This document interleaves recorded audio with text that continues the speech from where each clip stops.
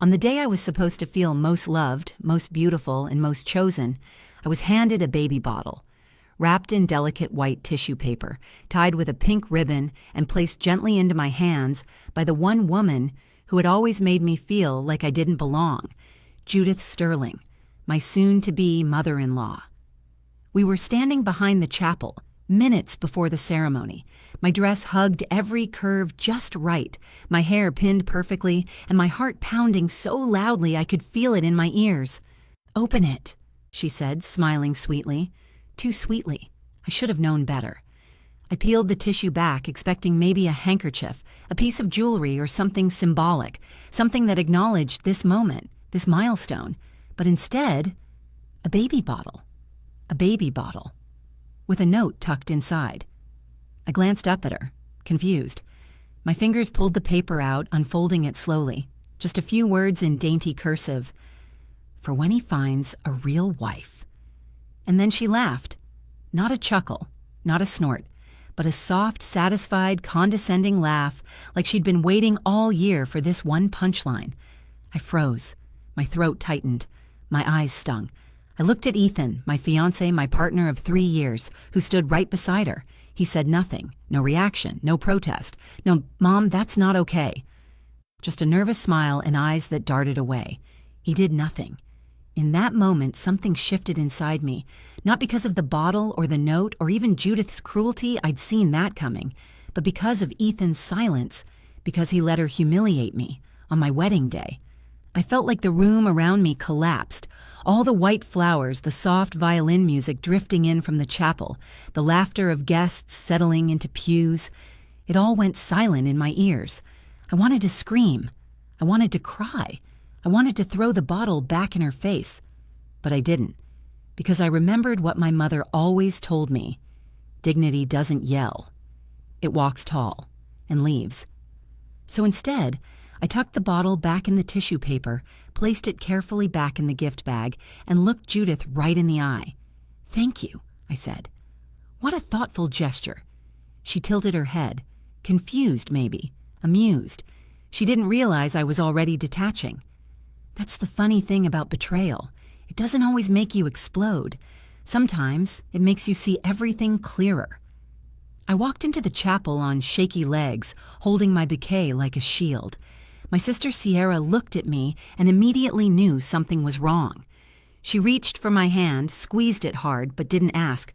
The music played, the crowd stood, and I took my first steps down the aisle toward the man I was supposed to spend forever with. Ethan waited at the altar, still looking like the boy I fell in love with 3 years ago. But now, something was different. Something I couldn't unsee. Behind him, Judith sat in the front row, already smug, already victorious. And me? I was walking toward a choice, a moment I couldn't take back. The priest welcomed everyone, smiled kindly, and began the ceremony. The words blurred together: love, honor, commitment, forever. Then he looked at me.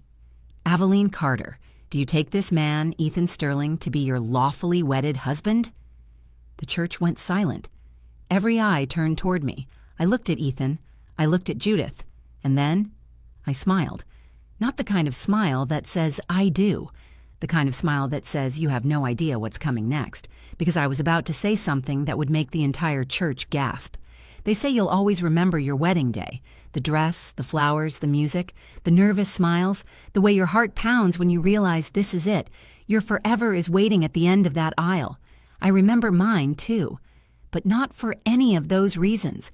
I remember it because I realized, in front of hundreds of people, that the man I loved would never protect me. But let me start before the aisle, before the baby bottle, before the priest asked the question that cracked everything open. My name is Aveline Carter. I was 28 when I thought I was walking into my future, a future I'd built in my head for years. White picket fences, cozy holidays, growing old with someone who made me feel seen. I'm the oldest of 2 girls. My younger sister, Sierra, is my firecracker. Blunt, protective, the kind of person who never lets anyone mess with people she loves. Growing up, it was just the 2 of us and our mom, Lena. No dad. He left when I was 6. One day he was there, the next he was gone. We never really talked about it. We just learned how to build strong walls and stand on our own. Lena worked 2 jobs, always smiled even when she was tired.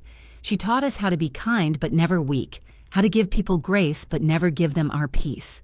Her favorite saying was, "You can bend without breaking, but don't forget when it's time to stand straight again." I carried that in my bones. And then came Ethan Sterling. I met him at a nonprofit gala. He volunteered there, helping with logistics and planning. He was soft-spoken, kind, a little awkward, but funny in the kind of way that feels safe. He listened when I spoke, made me laugh when I needed it, and seemed to understand that I didn't need saving. I just needed someone to walk beside me. We fell in love slowly, the kind of love that feels comfortable, like a warm sweater. I introduced him to my mom and Sierra. Mom liked him. She saw the good in people. Sierra was cautious. She never said anything cruel, but she watched him closely, like she was waiting for something she couldn't name. I met his family a few months in. That's when I first felt it, the weight. Judith Sterling, his mother, was everything I wasn't. Elegant in a stiff kind of way, expensive perfume, flawless pearls, the kind of woman who made her judgments sound like compliments. She looked at me the way someone might look at a wrinkle in a silk dress. The first thing she ever said to me wasn't hello or nice to meet you. It was, "So what does your father do?" I told her he wasn't in the picture. She smiled. "Ah, I see." That was her thing. Always seeing things without saying them out loud. Little comments, passive digs, insisting on helping with our wedding planning, and then rewriting every detail behind my back, making sure Ethan knew what her vision was, talking to me like I was a placeholder. Ethan would brush it off. "She doesn't mean anything by it," he'd say. "She's just trying to help." But that's the thing. Judith didn't need to yell. Her words cut like paper. Thin, precise, easy to miss unless you were the one bleeding. Still, I tried. I smiled. I compromised. I thought, once we're married, she'll back off. The morning of the wedding, the sky was clear. The chapel smelled like lilies and eucalyptus. Everything looked like a fairy tale, and I kept telling myself, this is it. Push through. This is your day, too. Sierra was buzzing with energy, fixing my train, keeping the photographers at bay. Mom stood quietly in the corner of the bridal suite, watching me with those calm eyes that always knew more than she said. She walked over, brushed my hair back, and whispered, "You don't have to do anything today that doesn't feel like love." I smiled, even though my stomach was in knots, because something already felt off. Judith had barely looked at me all morning. Ethan was distracted, and deep down, I think I knew. This wasn't my fairy tale. But I walked forward anyway, because I believed in commitment, because I believed in choosing love even when it was hard. I just didn't know yet that I was the only one doing the choosing. The chapel was full. Rows of friends and family, all dressed in soft pastels, turned their heads as the organ began to play. Light streamed through the stained glass windows, casting colorful reflections across the pews. Everything looked perfect, but I couldn't feel any of it. My hands were cold. My heart thudded against my ribcage. I was trying to breathe like normal, smile like normal, but nothing was normal anymore. Not after what just happened behind the chapel doors. I kept replaying the moment over and over in my mind. The baby bottle. Judith's smug little smirk, her words echoing in my ears. For when he finds a real wife. And Ethan, my fiancé, standing right there saying nothing. Not one word. Not even a glance of concern. Just an awkward shuffle of his feet and a tight-lipped smile like he didn't want to cause a scene. I wanted to scream. I wanted him to defend me just once. But he never had. And now I was starting to wonder if he ever would. Sierra grabbed my hand as we waited for our cue. She looked up at me. "You good?" Her voice was soft but sharp, like she was trying to read between the lines of my silence. I nodded too quickly. She leaned in. If something's wrong, we can stop this." I shook my head, not because I was sure I wanted to go through with it, but because I didn't want to cry. Not here. Not yet. The doors opened, the music swelled, and I walked down the aisle like every woman who's ever told herself it'll be fine, even when everything inside her is screaming that it's not. Ethan stood at the altar in a crisp navy suit, hands folded in front of him. He looked handsome, familiar, but suddenly, I didn't recognize him. I searched his eyes for something, regret, apology, affection, but they were blank, like he was already halfway checked out. Behind him, Judith sat in the front row in a dove gray suit and pearls, beaming like she'd just won something, like she was watching a performance she directed. As I walked past her, she tilted her head slightly and smiled, that same thin, superior smile I'd come to know too well. I turned my face forward. I was not going to cry. The ceremony began. The priest spoke about love, commitment, and growing together. His words blurred into each other. I heard the guests laugh softly when he made a light joke about married life. I smiled, but only with my mouth. Inside, I was spiraling. How did I get here? When did I start ignoring the signs? There were so many little moments over the last 3 years when Ethan would let Judith interrupt me, override me, even mock me in front of others. He'd always excuse her behavior. She's just being dramatic. You're reading too much into it. It's not worth a fight. But now I knew it wasn't about avoiding a fight. It was about avoiding choosing me. And here I was, minutes away from promising him forever. My chest tightened.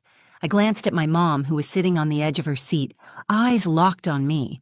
She looked calm, but I could tell she knew I was unraveling. She gave me the smallest nod, the kind of nod that says, "You know what's right. Do it." I felt Sierra behind me, her steady presence like a protective wall. The priest turned to Ethan, asked him the question, "Do you take Aveline Carter to be your lawfully wedded wife?" Ethan smiled and said, "I do." Of course he did. Why wouldn't he? He wasn't the one who'd been insulted. He wasn't the one told she wasn't enough. He was still his mother's perfect boy. Then the priest turned to me. "Aveline Carter, do you take Ethan Sterling to be your lawfully wedded husband?" The room fell silent. Every heartbeat felt like an earthquake inside my chest. I looked at Ethan, waiting. I looked at Judith, still smiling. I looked at Sierra, fierce and ready.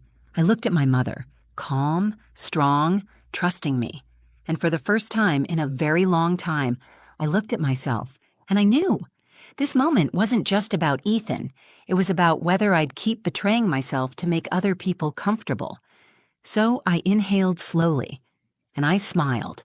Not the smile of a bride in love, the smile of a woman about to burn down a lie, and finally tell the truth. "Aveline Carter, do you take Ethan Sterling to be your lawfully wedded husband?" Silence. That question, just 10 simple words, rang through the chapel like a bell. Every eye turned to me. The guests, the priest, Ethan.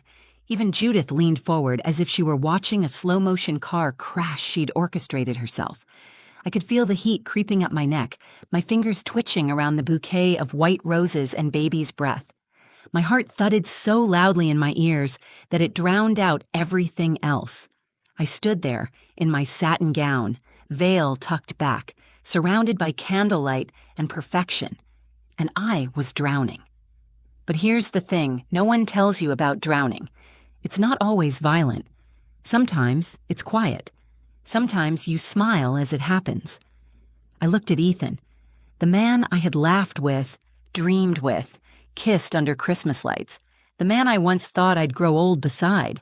He looked back at me with that same expectant expression he'd worn for years, software, blank, silent, the kind of face that asks nothing and promises nothing. He didn't even look nervous. He looked resigned, like he assumed I'd just go along with it, because I always had. And then slowly, something shifted. It wasn't anger, not yet. It was grief. Grief for the girl I used to be, the girl who made excuses for people, who told herself love meant patience even when it meant pain, who shrank a little more every time she swallowed her truth to keep someone else comfortable. My grip loosened on the bouquet. I looked out at the guests, friends, co-workers, distant relatives, people I barely knew, people I loved, people who didn't know what I had just endured behind those chapel doors. And then my eyes found Mom. She was sitting tall. Her lips were pressed tight, but her eyes were soft, steady. They weren't pleading. They weren't scared. They were waiting. Not for me to say yes.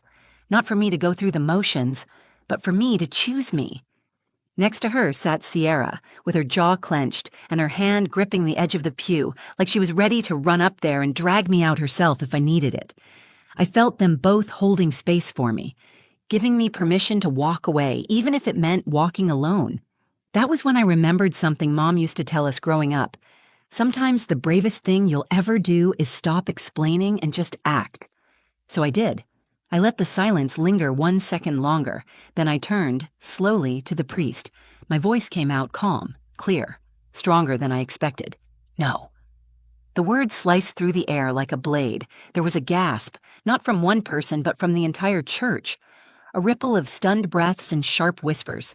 I didn't flinch. I turned to Ethan. I don't take you, Ethan, because you haven't really been mine for a long time. You've always belonged to her. I nodded toward Judith. A few guests turned in their seats to look at her. Judith's face didn't move, but I could see the color drain from her cheeks. You stood there and watched your mother humiliate me. You said nothing. You let it happen. I stepped forward, holding out the small white gift bag I'd carried up the aisle with me, the same one she handed me minutes before the ceremony. This, I said, pulling the baby bottle out slowly, was your mother's wedding gift to me, along with a note that said, "For when he finds a real wife." Gasps again, murmurs. I held it up high so everyone could see. And he stood there, said nothing, just smiled. I walked to the front row and placed the bottle gently at Judith's feet. You can keep it. I don't need it. I turned back to Ethan. He opened his mouth, but no words came out. I wanted a partner, not someone who watches me drown and calls it calm. Then I turned to the priest and said quietly, "I think this ceremony is over." I took a breath, turned away from the altar and walked down the aisle, alone.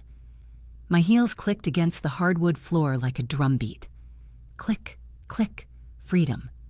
And then as I reached the halfway point, I heard something behind me. Applause. It started small, just 1 or 2 people, but it grew. My mom was on her feet. So was Sierra. Then a few more guests. Then more.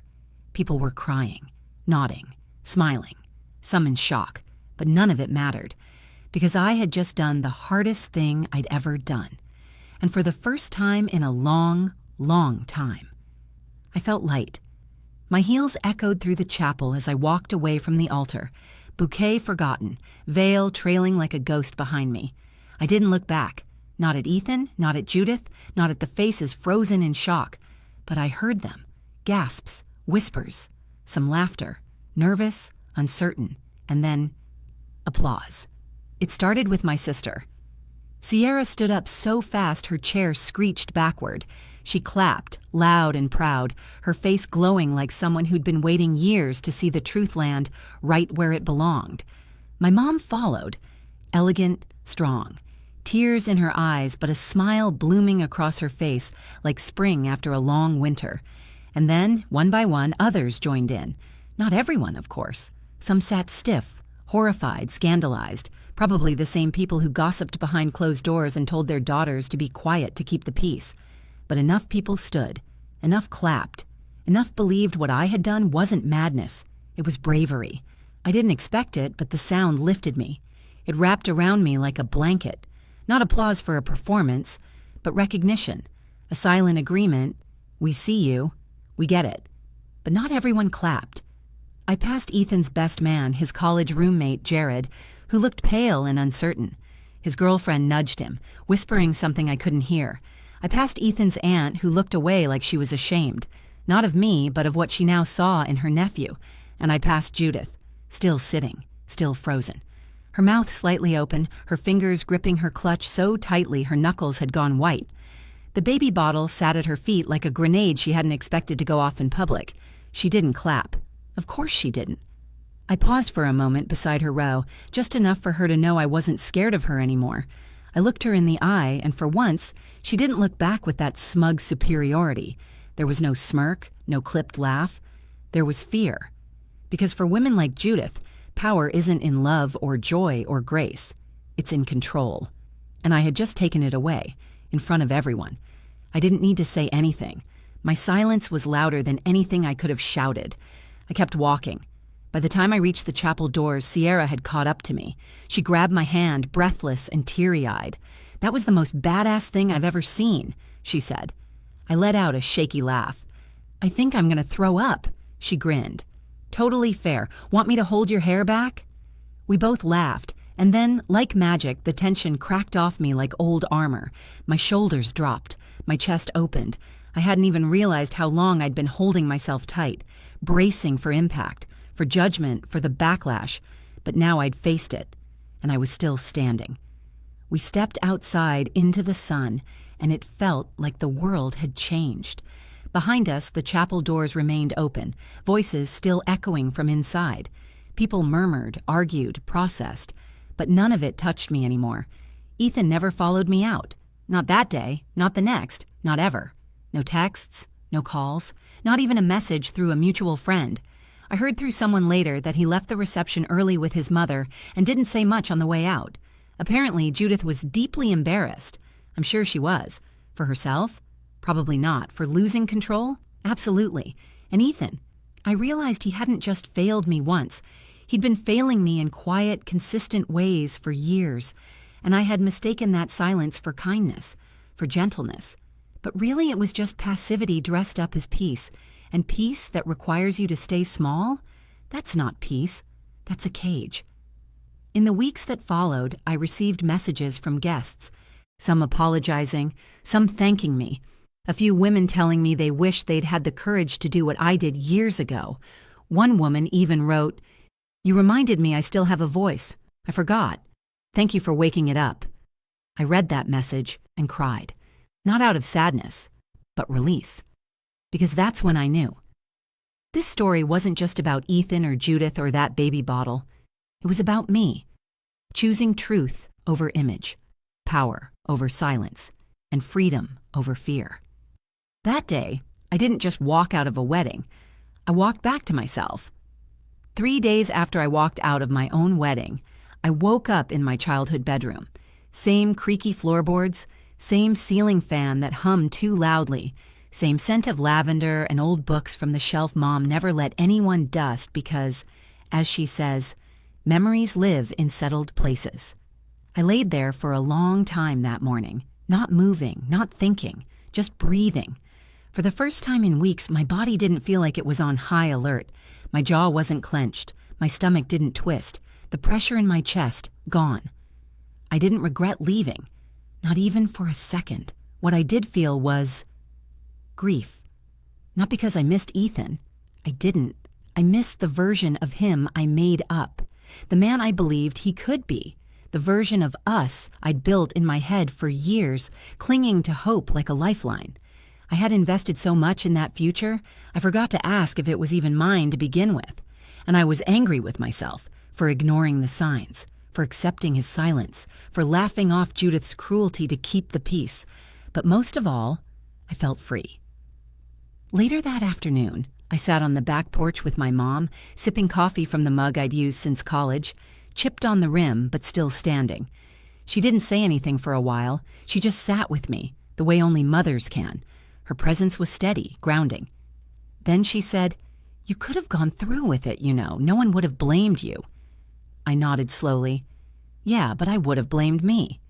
She smiled, proud. "Good. That means you've grown." I looked at her, tears welling in my eyes. "I feel like I let people down." "You didn't let anyone down, Aveline. You told the truth, and you did it with grace. There's not a woman alive who doesn't wish she'd done that at least once in her life." Those words stayed with me. A few days later, I finally opened my phone. Dozens of texts, some kind, some confused, some just nosy.